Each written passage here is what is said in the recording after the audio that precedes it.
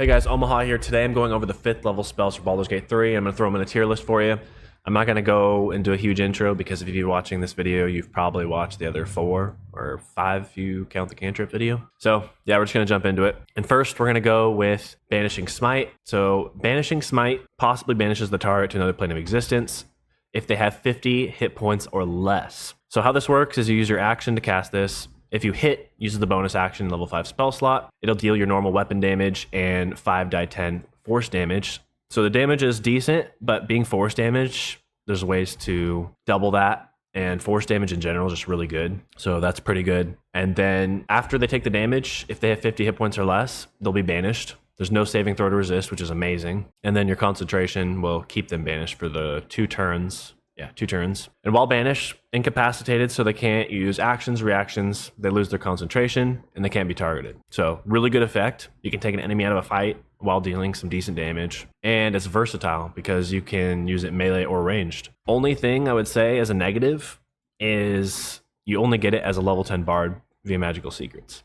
But I mean, it's not that big of a deal. Really, really good spell. I'd say easy A tier. After that, we have Cloudkill. So craft a large cloud that inflicts 5 die 8 poison damage or 5 to 40. You can reposition the cloud every turn, and it deals damage every turn. I didn't say that. The cloud heavily obscures everything within it. So it's got an AoE of 20 feet, and it lasts 10 turns. Concentration, obviously. The problem with this spell for me, besides 5 to 40 damage, was just I mean, it's 5 to 50 was the last one. I said that was decent, so I guess it's a little below decent. But it's poison damage.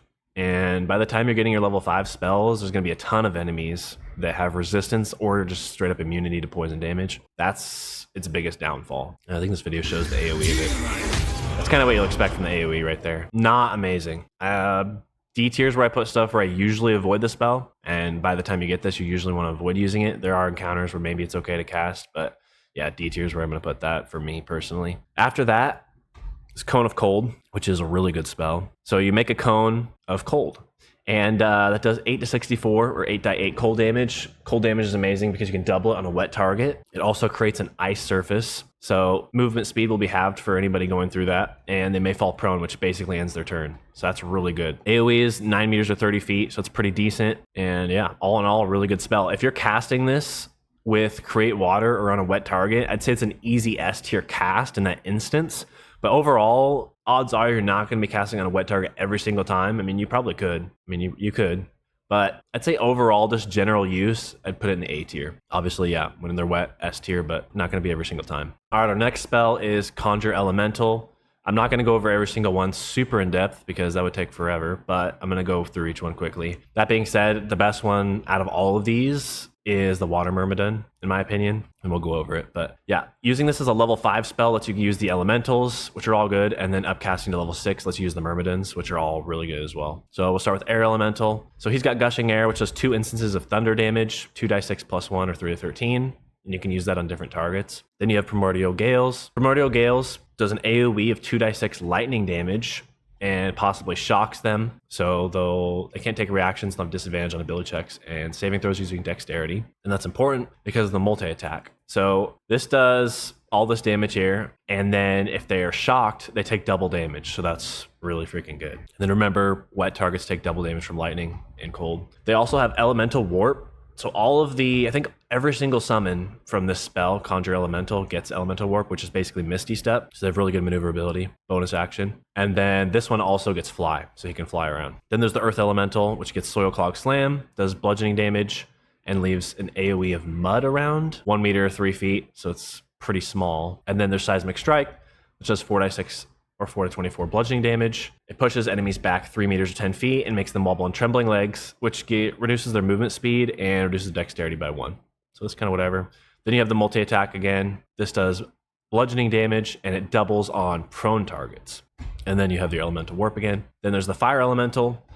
So he's got Smoldering Touch, which is 2 die 6 fire damage, and it burns them, which gives them 1 die 4 damage. Yeah, 1 die 4 damage per turn. Then there's Erupting Cinder, which is an AoE of 2 meters or 7 feet, and that's 4 die 6 fire damage, and it creates a fiery surface as well. So they'll take fire damage in there for 1 turn. And then there's the multi-attack, which does double damage against burning targets. And then you got your Elemental Warp again. Then finally, for the elementals, we have the Water Elemental. So this is cold damage, so it can be double against wet again. So there's a Slam, It's unarmed damage, and it's bludgeoning, 2d6 cold damage, slam into a foe and create a puddle of water around the impact site for 2 turns. Or no, they're chilled for 2 turns, which makes them vulnerable to cold damage and resistant to fire. So that's really good. You can double your damage right there easily. And then it creates a puddle of water of 1 meter, 3 feet, which is really small. But then you get Winter's Breath, which is an AoE that makes burning creatures undergo rapid cooling and become brittle. So they'll take 2d6 cold damage per turn, and they'll be vulnerable to thunder and bludgeoning damage. So it's kind of a weird thing going on where you have to burn them first to get that, but it'd be good if you got it on them.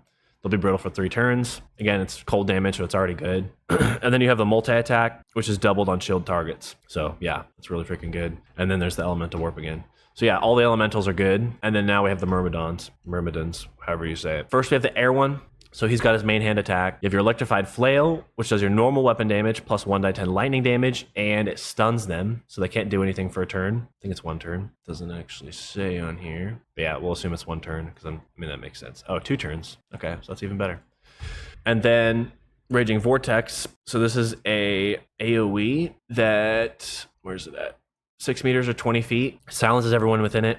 And they take bludgeoning damage, 2d8 per turn for 10 turns. So they can't cast spells if they're silenced. Then you have invisibility. You can turn invisible. You can do Misty Step, and you can fly. So yeah, all in all, really good. Then there's the Earth Myrmidon, which has Grounded Thunderstrike, which is 5 bludgeoning damage, plus 3d10 thunder damage, and it potentially knocks them prone. So that's really good. You'll get advantage on attacks. Sludgy Sling does 2d6 bludgeoning damage, and it does an AoE of 3 meters or 10 feet that creates a puddle of mud. So this is around it. This is around you. This AoE comes out from yourself, and it creates mud around you for 3 turns, plus the damage. Then you have Burrow, which is like the honey badger for the druid, where you go underground and then you pop up somewhere else. It's kind of like a mini teleport. And when you come up, it'll do 2d8 bludgeoning damage in a 3 meter, 10 foot radius. And then finally you have Muck to Metal, which will increase your armor class by 2, but it reduces your movement speed by 20 feet. But with an AC of 18, that'll bring it up to 20, which is pretty good. And then again, Elemental Warp. Then the Fire Myrmidon, he's got his main hand attack. He's got Scorching Strike, which does your normal weapon damage plus 1d10 fire damage and possibly burns them. Then you have Myrmidon's Immolation, which basically is self-haste. It's really freaking good. Cinderous Swipe, which is your normal weapon damage plus 1d6 fire damage, but it's an AoE of 5 meters or 16 feet, a cone shape. So that's pretty decent. And then you have Elemental Warp and Fly. And then finally, the best one, and the reason this is the best is because of Healing Vapors. We'll go over that. He has a normal weapon attack, Hamel Strike, which is normal weapon damage plus 1d10 cold, and then you chill the target. It makes them vulnerable to cold again, so you can double your damage. Explosive Icicle, which is 3 to 24 cold damage in a 2 meter, 6.5 foot radius. I think it's 3 tridents, so you get 3 of these. It's really freaking good. And it creates an ice surface for 2 turns. Yeah, really good. You get 3 of those. And then finally, Healing Vapors. This is the reason you really want to use this one over the other ones. So you heal nearby creatures for 2d8 hit points. So this is centered from around you, and it does an AoE of 9 meters or 30 feet. If you are poisoned, the water's tainted. Instead of healing, it deals 2d8 poison damage to nearby creatures. So the healing, you can do this every single turn, and it also creates a water surface around you for 3 turns, which doubles cold and lightning damage. That's so good. You can build around that by using the Periaptive Wound Closure to get maximum healing out of that. Yeah, and the water surface just self-buffs all your stuff. You also get the Elemental Warp and Fly. So again, I went over these super briefly. I didn't want to, it would take me so long. It already took a long time. But yeah, all of them are really good. This is an easy S tier spell. Summons I already think are really good. Those are all some of the best summons in the game. Easy S tier. And then after that, we have Contagion, which I don't really care for all that much. There's the main drawback of having to take 3 turns for the full effect to take effect. But I'll go over these briefly. So there's Filth Fever. The full effect is going to give them disadvantage on ability checks, saving throws, and attack rolls that use strength, kind of whatever. It also impairs their strength. Yeah, not that amazing. Flesh Rot, they'll receive disadvantage on charisma ability checks, and they're inflicted with vulnerability to all damage. So that's pretty good. But again, it takes 3 turns to get there at a minimum. 3 successes, and then on 3 failures, 3 successes, they recover. 3 failures, they get the disease. So it could take even longer, and odds are it will take longer unless you have a higher chance of guaranteeing that it'll occur. But yeah, so that's a decent one if you can get that one. The best one is Slimy Doom. So this will give them disadvantage on constitution ability checks and saving throws. Whenever they are hit, they are stunned. Any damage at all will stun the target for 2 turns, I'm guessing. This is something you want to use on bosses. Using this on just normal enemies, it's going to take a minimum of 3 turns like we talked about before. You're going to probably want to use that on multiple enemies. It's just not worth it. You really want to use this on a boss because you can shut them down turn after turn after turn with stun. So this is the one to go for if you're going to use this spell. There's also Seizure, which will give them disadvantage on dexterity, ability checks, saving throws, and attack rolls. And then they impair their dexterity. Meh. Mindfire, which gives them disadvantage on an intelligence, ability check, saving throws, and they're befuddled, so they can't control their actions, wander around without direction, and impairs their intelligence. Meh. And then Blinding Sickness, disadvantage on all their wisdom stuff, and they're blinded, and impairs their wisdom. It's kind of meh. Really, Flesh Rot and Slimy Doom are the best, Slimy Doom being the very best, just because it takes so long. And again, you want to use this on bosses because of that. So all in all, probably a B tier spell at max. If someone wanted to put it in C tier, I wouldn't even argue with that at all. I totally agree. I don't think it goes higher than B though. I think B tier is where I put that. And then, oh, this thing's in here.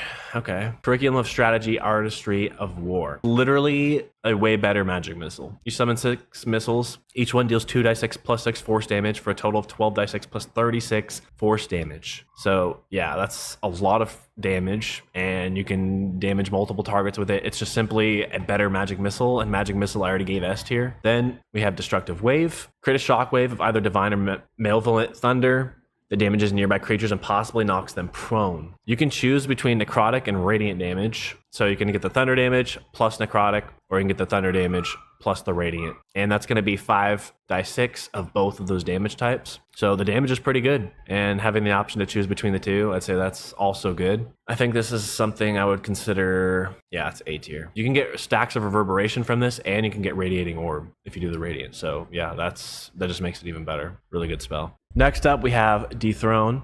So Dethrone, you do 10d6 plus 20 or 30 to 80 necrotic damage against one target. On a save, they'll take half damage. So yeah, you can only use this once per long rest. You can already see I'm not super excited about this spell. The downsides, it's really only against one target, and it can only be used once per long rest. So against one target, this isn't really worth a level 5 spell slot, in my opinion. I just don't think it is. Yeah, then you can only use it once per long rest anyway. I think this is a C tier spell. I mean, it can be good in certain instances, I guess. But yeah, I think it's a C tier spell at best. Then we have Dispel Evil and Good. So this is actually a really good spell. Aberrations, Celestials, Elementals, Fae, Fiends, and Undead have disadvantage on attack rolls against you. So they'll roll 2 dice and use the lower value.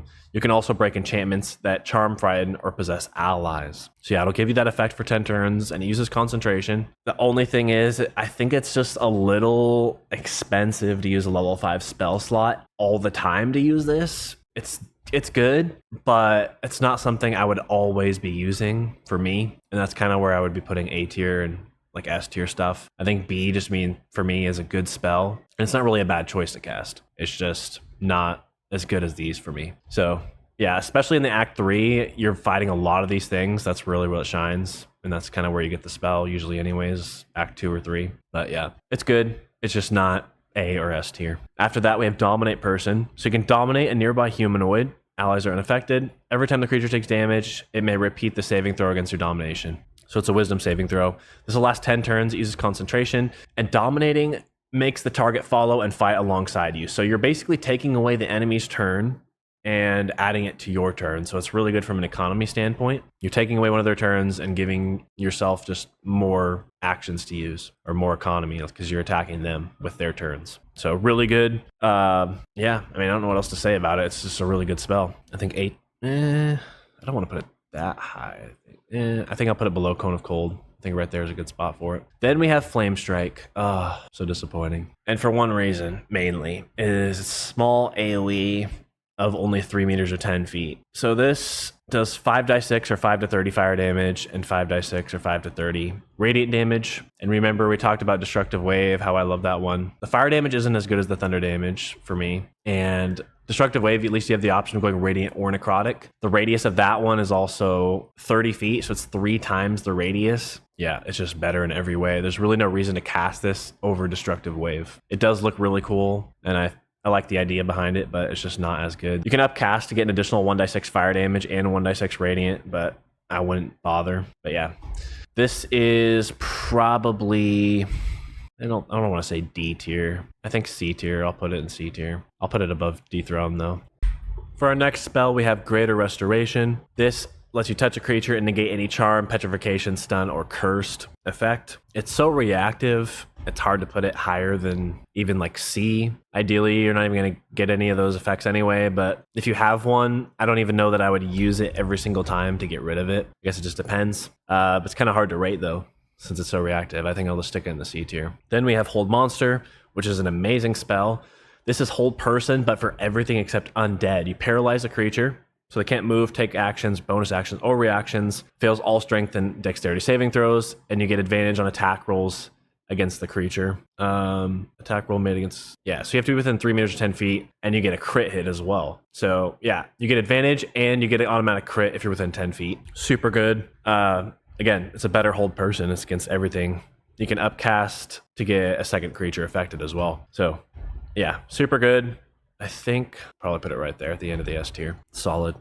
Then we have Insect Plague. So this is an AoE of 20 feet or 6 meters, and locusts attack everyone within range, make the area difficult terrain, so they have half the movement speed, so it's harder to get out of, and impose disadvantage on perception checks, which is whatever. It does 4d10 or 4 to 40 piercing damage, so that's better than the poison damage, in my opinion. There's ways you can double that against targets, especially in Act 3. And then you can upcast for an additional 1d10, but I don't think it's worth doing. I think it's better than Cloudkill. The one upside to Cloudkill is you can actually move it every turn. This you can't, but I think this is just a better damage type to be dealing. So I think I'll put it at the top of C tier. Or actually, I don't know. I might even move it down. Stick it right in here. After that, we have Mass Cure Wounds. I think that's what it's called. Yeah, I don't use this crap. This thing sucks. Okay, it's an AoE. Yeah, it heals you and nearby allies. I don't even see where the range is of 18 meters, 60 feet. It's going to heal you for 3d8 or 3d24 plus your spellcasting modifier hit points. I think a lot of lower level healing spells are just a simply better cast, especially if you're going for on heal effect. For a level 5 spell slot, it's not worth casting almost ever. I just don't think it's worth it. So I never use that crap. I don't think it's that good. Next up, we have Planar Binding. You target an otherworldly creature and attach its consciousness to your own. It will follow and fight for you as an ally. So this is for celestials, elementals, fays, or fiends. And this is literally dominate person, but for those enemy types. So it's going to go in the same, actually might be a little bit better because that's only for humanoids. This is for all those other things. These are pretty common in Act 3. I think I'll just put it there. Either way, it's going to go right next to that. After that, we have Seeming. So this is Disguise Self, but for 4 party members. And the effects you get from Disguise Self can be good for like racial bonuses and all that stuff, but I never really ever saw use for wanting to disguise your entire party. Maybe it's just me, but either way, it's not really something I use for combat. And so I think RP is kind of where I want to put that for more of a roleplay purpose. Not really trash, but I'd say more RP. I haven't used it very much. I used it like once, and I just don't see a use for it because I don't really ever see the need to disguise the entire party, but maybe you have. So that's where that's going to go. Next is Sights of the Seelie. And again, this is kind of in the same boat as Dethrone and Artistry of War, or whatever it's called. They're all found in the same location. This lets you summon a diva, and that's normally a level 6 spell, but you get this as a level 5 spell if you get it from here, which lets they can cast Wrathful Smite, Revivify, and Concussive Smash. All in all, really good summon. And since it's a level 6 spell for a level 5 spell slot, it's really good. Summons are always good, like I always say. Somewhere in the A tier, I think. Probably upper end. I think I'll stick it here. I like it a lot. After that, we have Telekinesis. Throw a creature or object up to 18 meters or 60 feet with a thought. Once per turn, you can use this again without expending a spell slot. So that'll go on for 10 turns, strength saving throw, and there's insta-kill potential. It'll go 10 turns unless you break your concentration. But yeah, you can insta-kill people by throwing them off cliffs. You can throw items at them, have your items deal more damage, and you can throw them at other people. Super fun spell, and with the insta-kill potential and getting it for free for 10 turns after the initial cast, it's really good. I think the lower end of A tier. Yeah, I think right in here would be a good spot. And for our last spell, we have Wall of Stone. So you raise a wall of non-magical solid stone. The wall can be created between 2 points within range. You basically click 2 points and it makes a wall of stone. Each stone pillar has 30 HP each, immune to psychic and vulnerable to force and thunder damage. And it blocks movement and line of sight. So this requires concentration to maintain. It's more of a defensive type of spell, or blocking off enemies for a temporary amount of time. It's not super OP or anything. I think B tier is where I would put the spell. It's pretty decent. I like it. It's a fun little spell to use. Probably the bottom of B tier. That rounds out our tier list a little bit better. So yeah, I'm pretty happy with this tier list. I don't think there's anything I want to change around. I could see Insect Plague maybe going a little higher just because it halves movement speed. Screw it. Yeah, I'll move it up. I don't know if I want to put it in B. I'll put it at the top of C, but if you guys want to like put it in B, I wouldn't really disagree all that much. It's probably better than I'm giving it credit for. But yeah, I'm happy with that tier list. Thank you guys for watching. I'll catch you guys in the next one. Peace.